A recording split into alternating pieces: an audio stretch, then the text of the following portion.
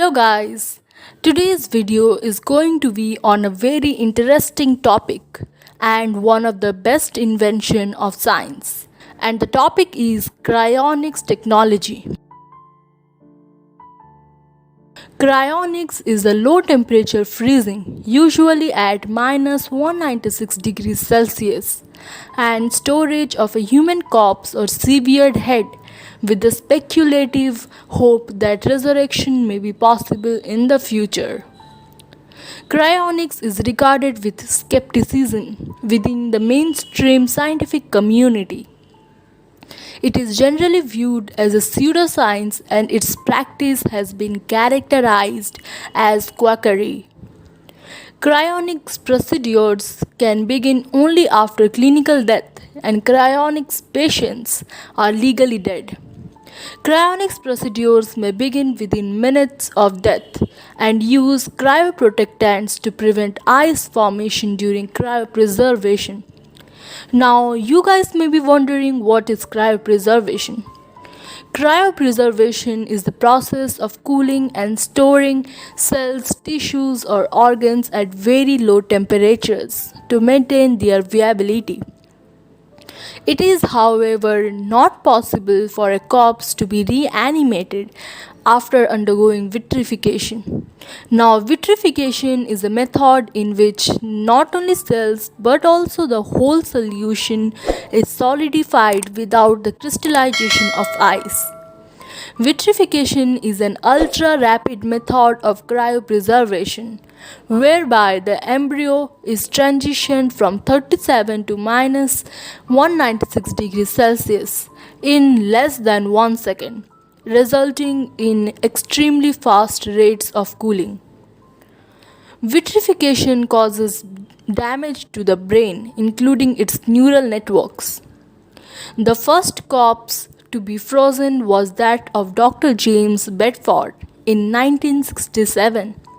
As of 2014, about 250 dead bodies had been cryopreserved in the United States, and 1500 people had made arrangements for cryopreservation of their corpses.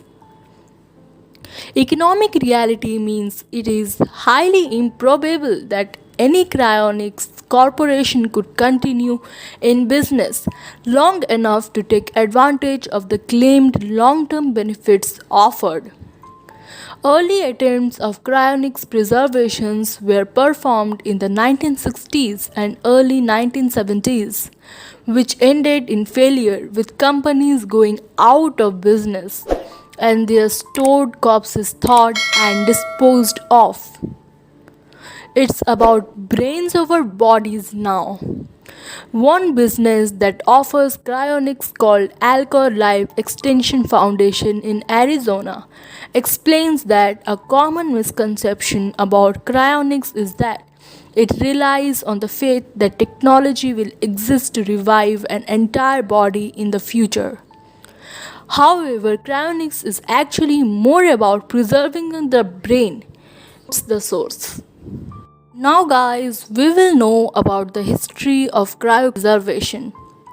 Cryopreservation was applied to human cells beginning in 1954 with frozen sperm, which was thawed and used to inseminate 3 women.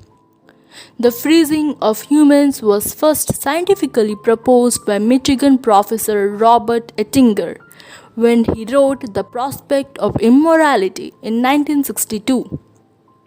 In April 1966, the first human body was frozen, though it had been embalmed for 2 months by being placed in liquid nitrogen and stored at just above freezing. The middle-aged woman from Los Angeles, whose name is unknown, was soon thawed out and buried by relatives. The first body to be frozen with the hope of future revival was James Bedford's, a few hours after his cancer-caused death in 1967. Bedford's corpse is the only one frozen before 1974 still preserved today. In 1976, Ettinger founded the Cryonics Institute. His corpse was cryopreserved in 2011.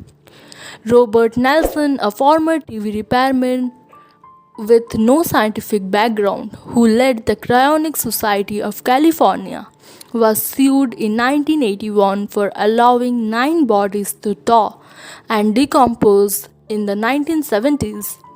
In his defense, he claimed that the Cryonics Society had run out of money. This led to the lowered reputation of cryonics in the US. There are some obstacles in the way of success of cryonics technology, namely preservation damage. Without cryoprotectants, cell shrinkage and high salt concentrations during freezing usually prevent frozen cells from functioning after thawing. Ice crystals can also disrupt connections between cells that are necessary for organs to function. The difficulties of recovering large animals and their individual organs from a frozen state have been long known. Attempts to recover frozen mammals by simply rewarming them were abandoned by 1957. At humanity's present level of scientific knowledge, only cells, tissues, and some small organs can be reversibly cryopreserved. Large vitrified organs tend to develop fractures during cooling, a problem worsened by the large tissue masses and very low temperatures of cryonics. It may be confusing as to why a person would be frozen after death and not before if they are aware they have a finite time to live. However, cryonics.org explains that freezing dead people is a myth of sorts, because even when the medical community pronounces death, it is referring to stoppage of heart. Now guys, it's time for some ethics related to cryonics. In 2009, writing in Bioethics, David Shaw examines the ethical status of cryonics. The arguments against it include changing the concept of death, the expanse of preservation and revival, lack of scientific advancement to permit revival, temptation to use premature euthanasia, and failure due to catastrophe. Arguments in favor of cryonics include the potential benefit to society, the prospect of immortality, and the benefits associated with avoiding death. Shaw explores the expanse and the potential payoff, and applies an adapted version of Pascal's Wager to the question. In 2016, Charles Tandy wrote in favor of cryonics, arguing that honoring someone's last wishes is seen as a benevolent duty in American and many other cultures. Now we will get a quick and brief knowledge about the cost of cryonics. Cryonics can be expensive. As of 2018, the cost of preparing and storing corpses using cryonics ranged from 28,000 to 2 lakh US dollars. The Cryonics Institute advertises cryopreservation packages from $28,000 to $35,000. Transportation costs are not included. Many people choose to pay for the process with life insurance. Alcor offers two options with a whole body preservation starting at a minimum policy of 2 lakh US dollars, and neuropreservation requires a minimum policy of 80,000 US dollars. That's it for today's video, and for more informative videos like this, subscribe to our channel and press the bell icon, so whenever we post or upload a new video you will get a quick notification.